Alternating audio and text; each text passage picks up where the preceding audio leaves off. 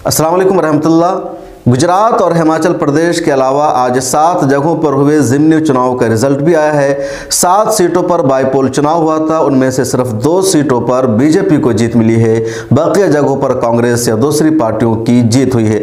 उत्तर प्रदेश में 3 सीटों पर बाईपोल चुनाव हुआ, एक लोकसभा की सीट थी और 2 विधानसभा की। लोकसभा की सीट मैनपुरी थी, जहां से मुलायम सिंह यादव एमपी हुआ करते थे। पिछले दिनों उनका इंतकाल हो गया, उनकी जगह उनकी बहू और उनके बेटे अखिलेश यादव की बीवी डिंपल यादव चुनावी मैदान में थी। उन्होंने जीत हासिल की और 3 लाख वोटों से शानदार और तारीखी जीत हासिल की। उसके बाद दूसरी 2 विधानसभा की सीट, एक रामपुर और दूसरी खतौली से राष्ट्रीय लोकदल ने जीत हासिल की, समाजवादी पार्टी का इनको सपोर्ट हासिल था। उसके बाद तीसरी विधानसभा की सीट है रामपुर से आजम खान के उम्मीदवार आसिम रजा को हार मिली और बीजेपी ने 34,000 वोटों से जीत हासिल कर लिया। बीजेपी के उम्मीदवार थे आकाश सक्सेना, जिनको 34,000 वोटों से बड़ी जीत मिली। हालांकि रामपुर में 70% मुसलमानों की आबादी है, हिंदुओं की आबादी सिर्फ यहां 28% है। इसके बावजूद बीजेपी ने रामपुर से जीत हासिल कर ली। बीजेपी को जीत यहां कैसे मिली, किस वजह से मिली, पूरी तफसील जानने के लिए आप मिल्लत टाइम्स की एक दूसरी वीडियो मौजूद है, उसको देखिए तो पता चलेगा। बिहार में भी एक सीट पर ज़िमनी चुनाव हुआ और यहां जनता दल यूनाइटेड के उम्मीदवार को बहुत कम वोटों से हार मिली और बीजेपी की जीत हो गई। जनता दल यूनाइटेड के जो उम्मीदवार थे, गठबंधन के उम्मीदवार थे, यानी राष्ट्रीय जनता दल, कांग्रेस और जनता दल यूनाइटेड के मुश्तरका उम्मीदवार थे, लेकिन इनको हार का सामना करना पड़ा और बीजेपी के उम्मीदवार ने यहाँ 2,500-3 हज़ार वोटों से जीत हासिल कर लिया। इस सीट पर ऑल इंडिया मजलिस इत्तेहादुल मुस्लिमीन के भी एक उम्मीदवार थे, उनको सिर्फ 3,202 वोट मिला। बीजेपी के जो उम्मीदवार थे यहाँ जिन्होंने जीत हासिल की, उनको 76,648 वोट मिला और जनता दल यूनाइटेड के जो उम्मीदवार थे उनको 73,016 वोट मिला। मजलिस के उम्मीदवार को 3,202 वोट मिला। एक तरह से कह लीजिए, अगर मजलिस के उम्मीदवार का पूरा वोट जनता दल यूनाइटेड को अगर मिल जाता तो शायद जनता दल यूनाइटेड के उम्मीदवार अपनी सीट निकाल सकते थे, लेकिन मजलिस ने जनता दल यूनाइटेड को या राष्ट्रीय जनता दल को, कांग्रेस को बिहार में सोचने पर मजबूर कर दिया है कि IMIM अब बहुत बड़ी ताकत बिहार में बन चुकी है और अगर जनता दल यूनाइटेड या राष्ट्रीय जनता दल या गठबंधन, जो लोग खुद को सेकुलर पार्टीज मानते हैं, वो अगर मजलिस को इंतखाब में शामिल नहीं करेंगे, उनके साथ बातचीत नहीं करेंगे, उनको अलायंस का हिस्सा नहीं बनाएंगे, तो मजलिस उन्हें नुकसान पहुंचाती रहेगी। और दूसरी मरतबा ऑल इंडिया मजलिस इत्तेहादुल मुस्लिमीन ने बिहार में महागठबंधन को नुकसान पहुंचाया है।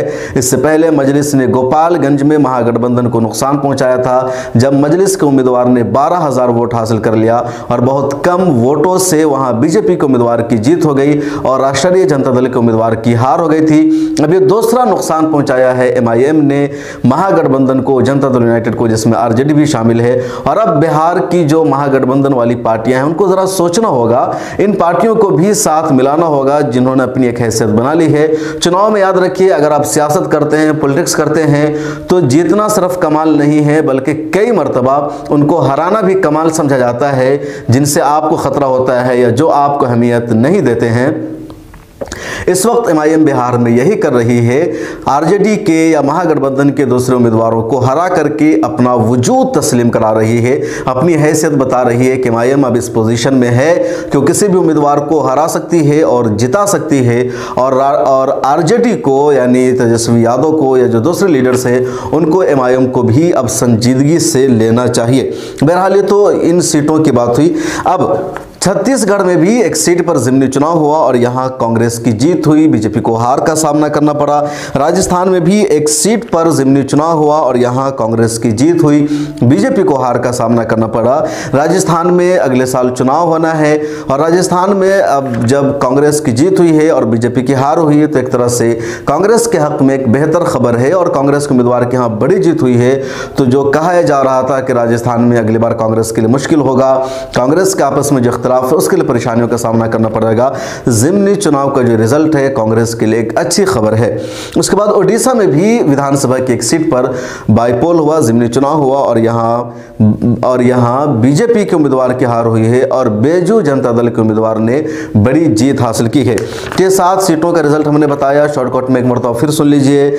मैनपुरी लोकसभा पर समाजवादी पार्टी ने जीत हासिल की है, खतौली पर राष्ट्रीय लोकदल ने जीत हासिल की है, उसके बाद रामपुर में बीजेपी ने जीत हासिल की है, बिहार के कोटनी में बीजेपी ने जीत हासिल की है, छत्तीसगढ़ में कांग्रेस ने जीत हासिल की है, राजस्थान में कांग्रेस ने जीत हासिल की है और उड़ीसा में बीजू जनता दल ने जीत हासिल की है। इस रिपोर्ट में इतना ही। यहाँ नीचे ज्वाइन का एक बटन मौजूद है, उस पर क्लिक कीजिए और 89 यानी 89 रुपये आप मिल्लत टाइम्स को सपोर्ट कीजिए। हम एक मजबूत मीडिया हाउस बनाने का ख्वाब आपके इस ताउन की वजह से शर्मिंदे ताबीर कर सकते हैं। मिल्लत टाइम्स के मोबाइल ऐप को जरूर डाउनलोड कीजिए गूगल प्ले स्टोर से। गूगल प्ले स्टोर से ऐप डाउनलोड करें। यहाँ आप उंगली की क्लिक में पढ़ सकते हैं 4 ज़बानों में न्यूज़, उर्दू, हिंदी, अंग्रेजी, बंगला। आप ऐप पर मिल्लत टाइम्स की वीडियोस भी देख सकते हैं।